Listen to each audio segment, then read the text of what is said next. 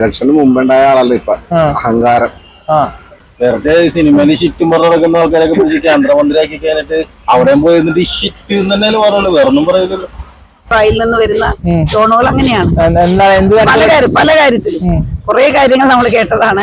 അപ്പൊ അതുകൊണ്ട് നമ്മൾക്ക് അങ്ങനെ തോന്നുന്നു. നമ്മൾ നിങ്ങൾക്ക് പറയാനെന്നറിയോ, തൃശ്ശൂര് എന്റെ എന്ന് പറഞ്ഞിട്ട് പോയി ബഡ്ജറ്റ് സമയത്ത് എന്തുകൊണ്ട് മൗനം പാലിച്ചിരിക്കുന്നു, കേരളത്തിനൊന്നും വാങ്ങിത്തന്നില്ല എന്നാണ് ആദ്യമായി അദ്ദേഹത്തിനോട് പറയാനുള്ളത്. സുരേഷ് ഗോപി കേന്ദ്രമന്ത്രിയാണ്, ഓക്കെ. പക്ഷെ അതിനുപരി അയാളൊരു പച്ചയായ മനുഷ്യനാണ്. അപ്പൊ ആ പച്ചയായ മനുഷ്യന്റെ റിപ്പോർട്ടാണ് അദ്ദേഹം പറഞ്ഞത്. ഒരിക്കലും ഇതിന് രാഷ്ട്രീയമായിട്ട് അല്ലെങ്കിൽ സമുദായ സംഘടനയായിട്ട് കൂടിക്കലർത്തേണ്ടതാണ് എന്റെ വ്യക്തിപരമായ അഭിപ്രായം. സുരേഷ് ഗോപിയുടെ കേന്ദ്രമന്ത്രിയെ കുറിച്ച് എന്താണ് അഭിപ്രായം?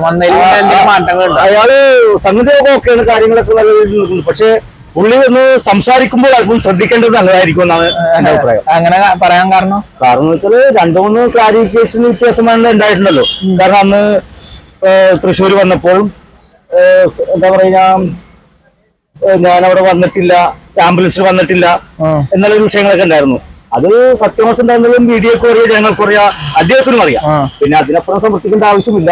പക്ഷെ കേന്ദ്രമന്ത്രി എന്ന നിലക്കും സുരേഷ് ഗോപി എന്ന നിലക്കും അയാൾ BJPയുടെ ആദ്യത്തെ ഒരു MP ആയ ഒരു നിലവാരം ശരിക്കും അത് കാത്തുസൂക്ഷിക്കുക എന്നുള്ളത് അയാളുടെ ഒരു വ്യക്തിപരമായ ഒരു കാര്യം തന്നെയാണ്. ചേട്ടൻ ഏതാ പാർട്ടി? ഞാൻ ഏത് പാർട്ടി ആയിക്കോട്ടെ. പാർട്ടി ഏതാണ്? അല്ല, അത് എനിക്ക് പറയേണ്ട ആവശ്യമില്ല, അത് മീഡിയ അല്ലേ. എനിക്ക് എല്ലാ പാർട്ടീസും പാർട്ടി. അതായത് സുരേഷ് ഗോപി ഇപ്പൊ കേന്ദ്രമന്ത്രിയായിട്ട് കുറച്ചധികമായി. എന്താണ് സുരേഷ് ഗോപിയെ കുറിച്ച് പറയാനുള്ളത്? അദ്ദേഹത്തിന് ഭരണം എങ്ങനെയുണ്ട് വിചാരിക്കുന്നു? ഒന്നും പറയാനില്ല. എന്താണ് പ്രതികരിച്ചിട്ട് എന്താ കാര്യം? പ്രതികരിച്ചിട്ട് എന്താ കാര്യം? അഭിപ്രായം പറഞ്ഞിട്ട് എന്താ കാര്യം? ഒന്നും മാറുന്നില്ല എന്നാണോ?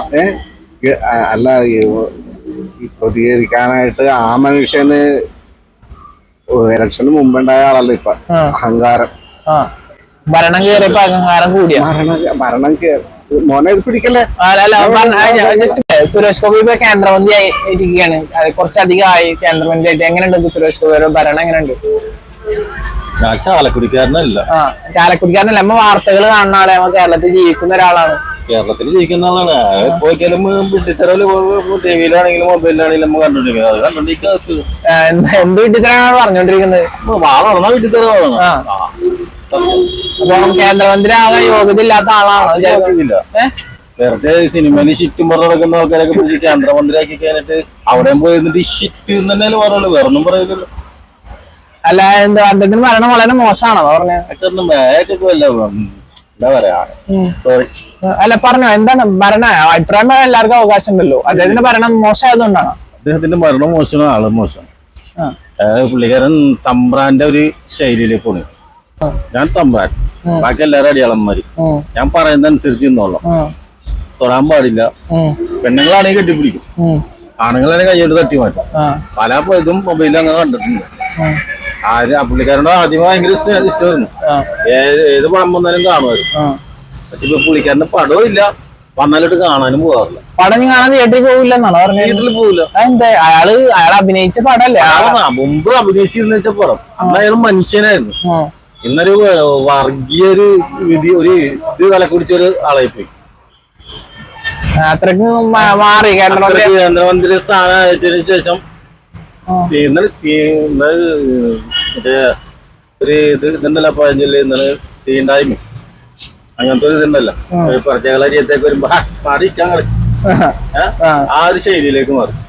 ആദ്യം പുള്ളിക്കാരൻ മനുഷ്യനായിരുന്നു, ഇപ്പൊ ഒരു എന്താ പറയാ, മൃഗത്തിന് തുല്യമായിട്ട് മാറിയത്. അല്ല, അയാൾ കുറെ വാഗ്ദാനങ്ങളൊക്കെ വന്നിട്ടുണ്ടായിരുന്നു. എന്ത് പാലിച്ച്? ഒന്നും പാലിച്ചിട്ടില്ല. എന്നാ പാലിച്ചു? ഏതെങ്കിലും ഒരു കാര്യം പാലിച്ചെന്ന് പറയാം. ഇല്ലെങ്കിൽ മാനിക്കാരും പോണില്ല എന്നാണോ വിചാരിക്കുന്നത്? പോവില്ല, ഇല്ല. എല്ലാരും കടമ്പൊന്ന് കടന്നു കിട്ടാനാണ് പാട് വരുന്നത്. കടന്നു കിട്ടിക്കഴിഞ്ഞാ പിന്നെ ഒന്ന് പുറത്തേക്ക് തിരിഞ്ഞു നോക്കില്ല.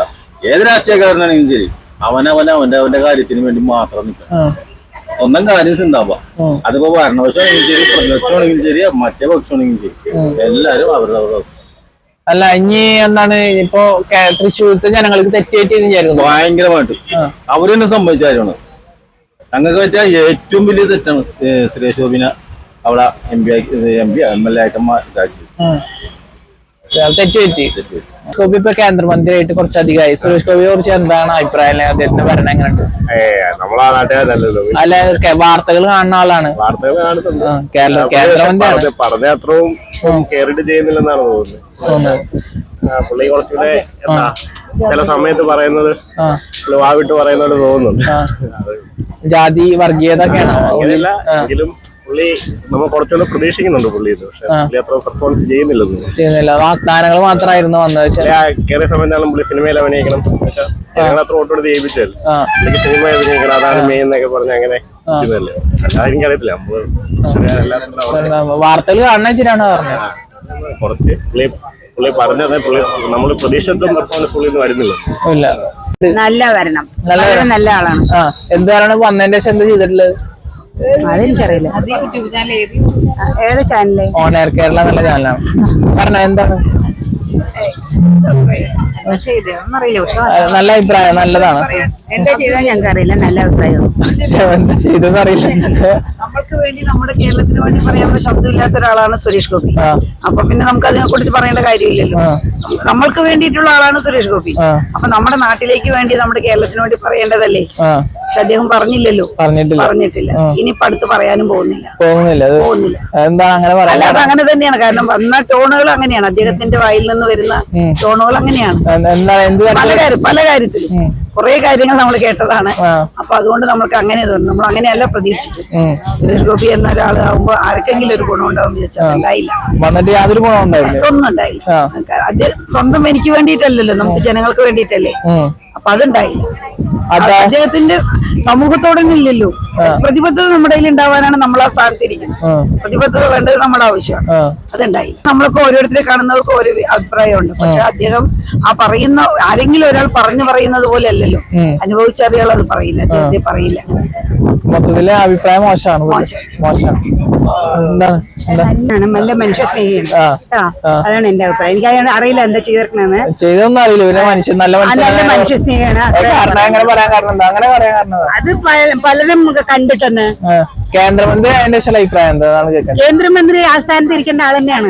അല്ല, എന്തുകൊണ്ട് അങ്ങനെ അയാൾ നല്ലൊരു മനുഷ്യ സ്നേഹിയാണെന്ന്, രാജ്യത്തിന് വേണ്ടി എന്തെങ്കിലും ചെയ്യാൻ പറ്റുന്ന ആളാണെന്ന്. യൂട്യൂബ് ചാനൽ ക്വസ്റ്റ്യൻ ചെയ്യാനില്ല. അതായത് ഇപ്പൊ കേന്ദ്രമന്ത്രിയായിട്ട് സുരേഷ് ഗോപിയാണ് നിലവിലുള്ളത്. അദ്ദേഹത്തിനെ കുറിച്ചുള്ള എന്താ അഭിപ്രായം? അതിനെ കുറിച്ച് സുരേഷ് ഗോപിയെ കുറിച്ചുള്ള അഭിപ്രായം എന്താണ്? അറിയില്ല, അയാൾ മന്ത്രിയാകട്ടെ അപ്പൊ പറയാം. നിലവില് കേന്ദ്രമന്ത്രിയാണ്. കേന്ദ്രമന്ത്രിയാണ്. അറിയില്ല സുരേഷ് ഗോപി കേന്ദ്രമന്ത്രി. ഒന്നുമില്ല. നിങ്ങൾക്ക് പറയാനെന്നറിയോ, തൃശ്ശൂര് എന്റെ എന്ന് പറഞ്ഞിട്ട് പോയിട്ട് ബഡ്ജറ്റ് സമയത്ത് എന്തുകൊണ്ട് മൗനം പാലിച്ചിരിക്കുന്നു, കേരളത്തിനൊന്നും വാങ്ങി തന്നില്ല എന്നാണ് ആദ്യമായി അദ്ദേഹത്തിനോട് പറയാനുള്ളത്. വാഗ്ദാനം ഒരുപാട് തന്നിട്ട് പോയില്ലേ, ആ വാക്ക് എങ്ങനെ പാലിക്കാൻ പറയാ ആ സീറ്റിലിരിക്കുമ്പോ? അത്രേ പറയാനുള്ളത്. അതിപ്പോ അദ്ദേഹം കേന്ദ്രമന്ത്രി ആയതിനു ശേഷം വാക്കുകളൊന്നും പാലിച്ചിട്ടില്ല. ഒന്നും പാലിച്ചിട്ടില്ല എന്ന് പറയുന്നില്ല. 1-2 നാല് ഞങ്ങൾ പഠിച്ചു നോക്കണം അദ്ദേഹം എന്തൊക്കെ പറഞ്ഞിട്ടുണ്ട്.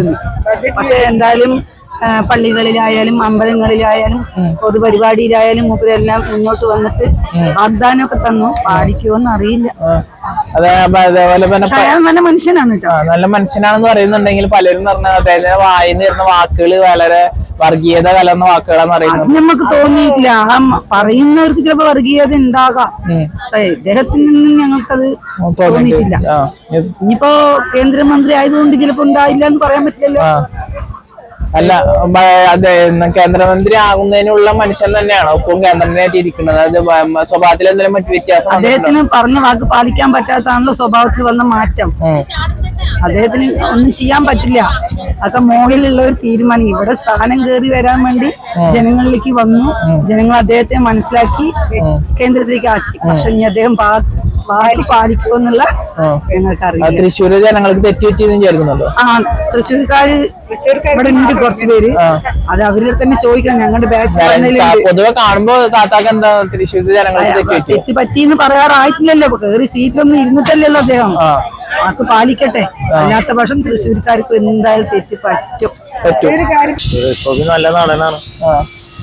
രാഷ്ട്രീയത്തില് കയറണോട് എനിക്ക് വലിയ താല്പര്യമില്ല. കാരണം ഇപ്പോഴത്തെ കാര്യങ്ങൾ അങ്ങനെയുള്ള നടന്നുകൊണ്ടിരിക്കും. എന്ത് കാരണം നടന്നുകൊണ്ടിരിക്കുന്നുണ്ടാണ്? നടന്നുകൊണ്ടിരിക്കുന്ന കാര്യങ്ങൾ നിങ്ങൾക്ക് സ്വാഭാവികമായിട്ട് നിങ്ങൾക്ക് തന്നെ അറിയാവുന്നതാണ്. നിങ്ങൾ മാധ്യമപ്രവർത്തകനല്ലേ, അറിയാവുന്നതല്ലേ.